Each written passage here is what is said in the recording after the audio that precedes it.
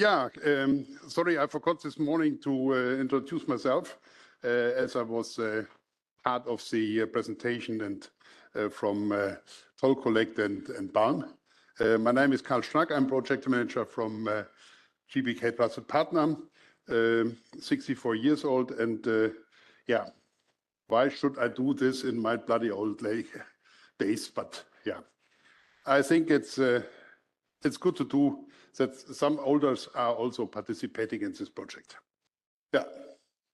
Motivation use case of the integration of the UNECE guidelines 5402, ADR, RID, ADN into the eFTI regulation. Why? We had GBK Trusted Partner as the only certified company in Germany and also in Europe, which is doing digital transport documents for the transports of dangerous goods. Nowhere else in Germany or in Europe is someone following these guidelines from UNECE.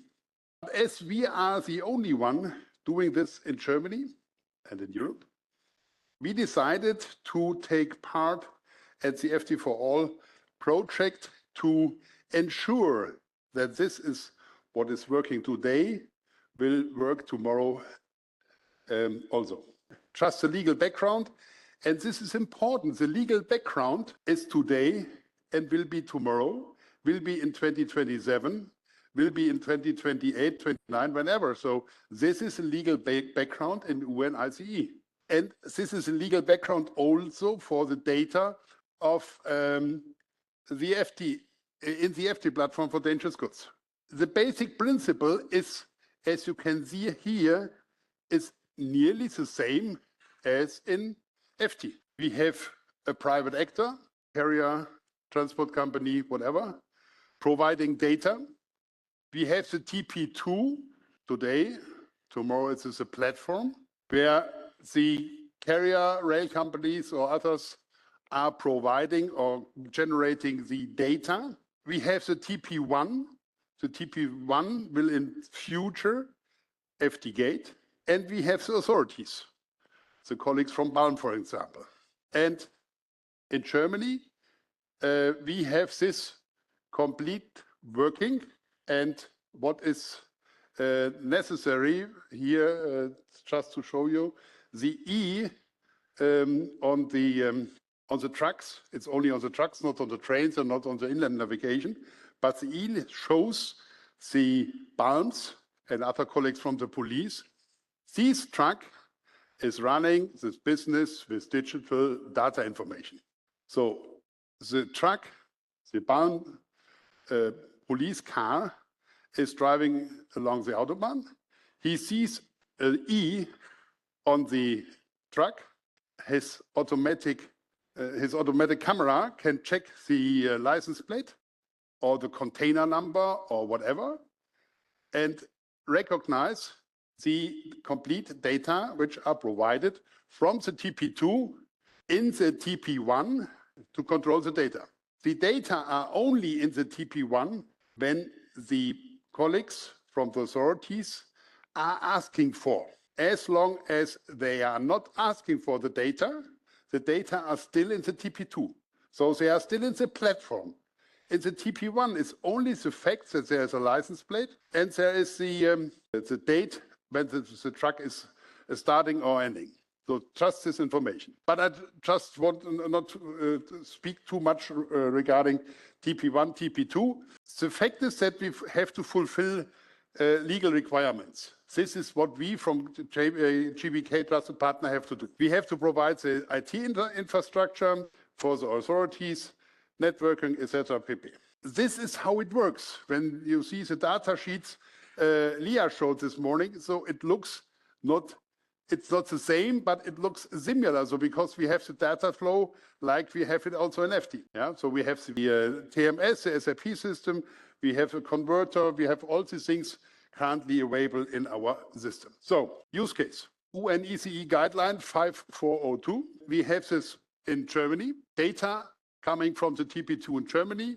We have the operational TP1 in Germany, and we have the authorities which are able to see this picture, the data. We have in France, the company NeoGLS, they have a test environment where we can communicate with. France decided not to use or not to go the step as Germany did, so they are waiting for eFTI, but we did it in Germany, but we are able to follow them up. So this is the front end, and this is only the front end for the required data from ADR, nothing else. So we have here only the data which are required for dangerous goods.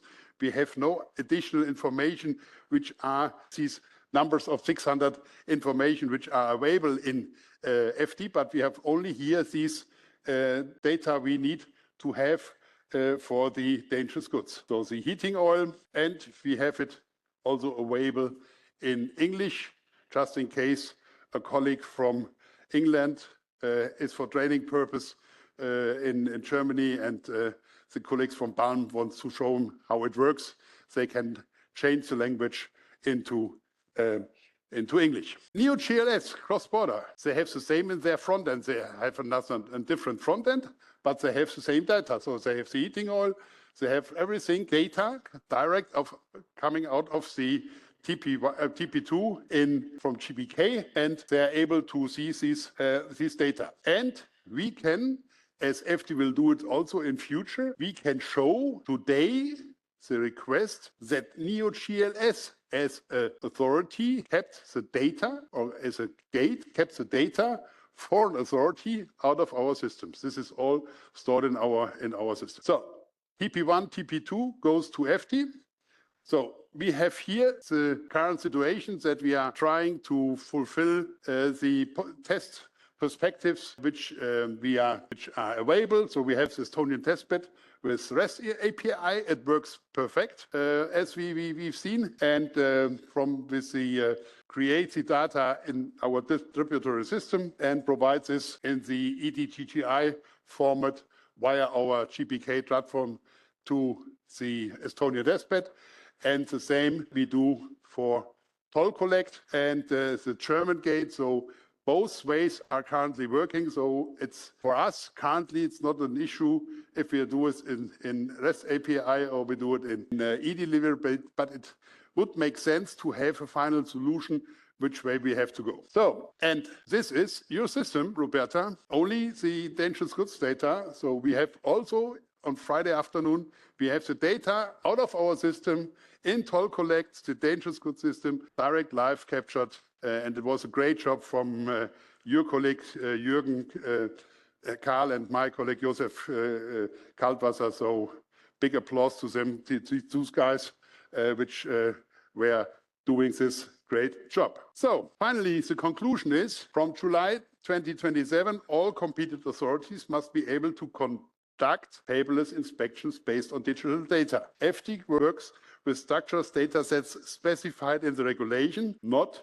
with complete documents. Economic operators have the option, and last but not least, from our point of view, GBK Trusted Partner, we promise now our customers, anyone who chooses a German solution for implementation of the guidance and the guidelines of 5402 ADR, today will be well prepared for the eFTI regulations on digital transport documents for the transports of dangerous goods in July 2027.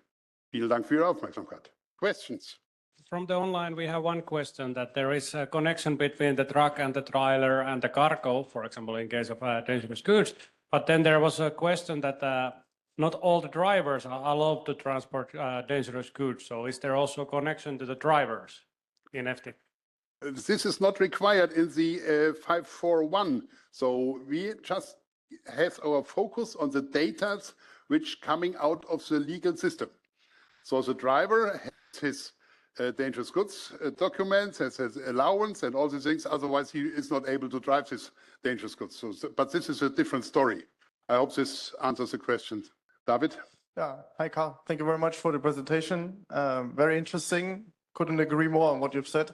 Since you mentioned that the partners are technically prepared for the FT environment when they use a TP1, TP2 for ADR, is it also the other way around that a company certified as TP1 can rely on some sort of grandfathering for an FT license? We have to make a little different. TP1 is the trusted party which is certified and has allowance from the Ministry of Transport. This is in Germany currently only GBK. Exactly. And will this license then also remain or can be transferred to a certification as an FT platform provider? I hope, from my business perspective, that GBK will be still the only provider from TP1. But TP1 is this has to be clarified with UNECE, because when we have FT in Germany, currently only the people driving dangerous goods on a digital perspective can do this with GBK. And so we have to talk to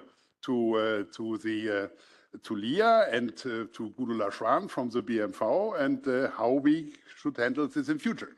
Leah, for sure, it's a pleasure to be with you together on the stage. Also happy indeed to see that there can be a smooth transition from the architecture and what is in place already for dangerous goods, because I know a lot of work has gone into it, and now we can transfer it to FT. And of course, it didn't happen by chance, but we did listen and looked into making sure that we take into account what is out there as part of, I think I mentioned several times, our let's call it philosophy, right, with the implementation of the regulation.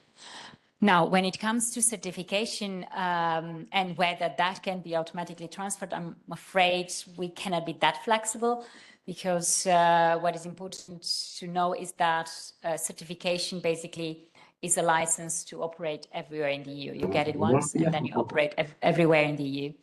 And we have to have the same rules everywhere.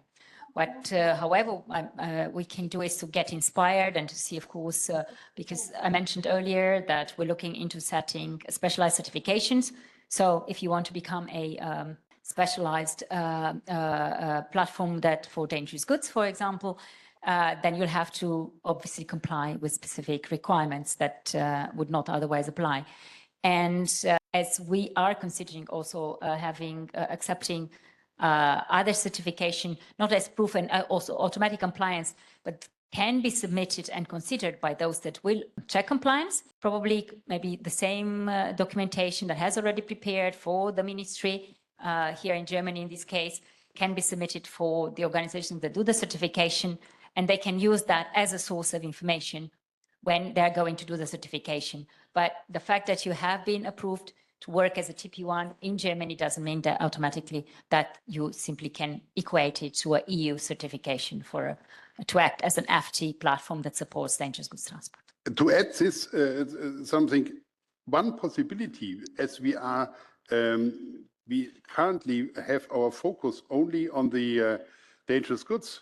When two platforms have in their system the same truck, the same license plate, and this one is coming from the guys from all other companies which are providing a platform, FT platform for ECMR, and the data just for dangerous goods coming from our platform. So we combine maybe two platforms together. So the BALM is typing in the license plate.